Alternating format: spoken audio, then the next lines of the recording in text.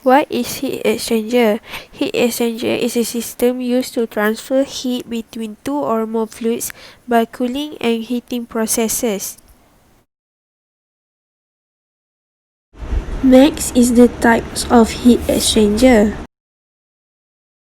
As double pipe heat exchanger, compact heat exchanger, and shell and tube heat exchanger. Next is the counter current flow of heat exchanger. The flow is counter current because the cold fluid and the hot fluid that comes into the plate heat exchanger is separate diagonally and vertically, and the hot fluid that's come out and the cold fluid that's come out from the plate is also separate and counter current. Now let's proceed to co-current flow of heat exchanger. In the co-current mode, both the hot and cold streams enter the heat exchanger at one end and leave at the opposite end. Note that the hot fluid at any axial location in the heat exchanger is at a higher temperature than the cold fluid.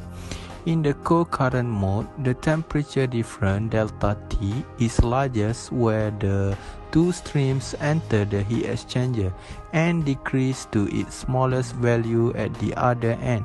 The actual rate of the change in delta T will be governed by local heat exchange rates. Assalamualaikum.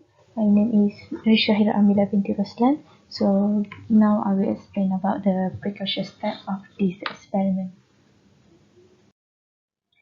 So during the operations, we must make sure that the tube plugging due to the build-up of coolants.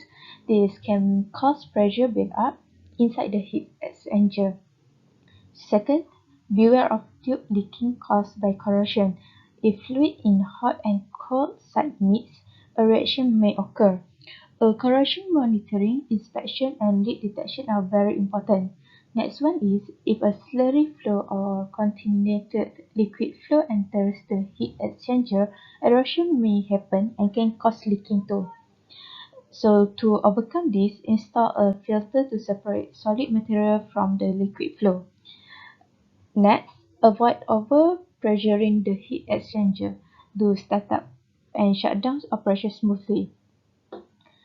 Last one is keep out of hot surface that may cause skin burn. For the maintenance, we need to do a few steps to make sure that our equipment will be working well. So, first step is we need to release all the pressure from the heat exchanger. Ensure that the pressure gauge indicates 0 bar. Second, drain out hazardous chemical from the heat exchanger. Third, be careful when selecting chemical cleaning material for tube cleaning because improper selection will cause corrosion and leak. Fourth, if mechanical method is used for cleaning the tube side, take care to not to cause tube defects. Mechanical cleaning can cause injury to people too. 5. Install new gasket, mainly on the head part, and be careful to avoid leakage. Improper installation will lead to leakage too. And last one is hydrostatic test after maintaining job is required. Be careful to do this job safely because a high pressure will be applied in this experiment. So that's all from me. Thank you.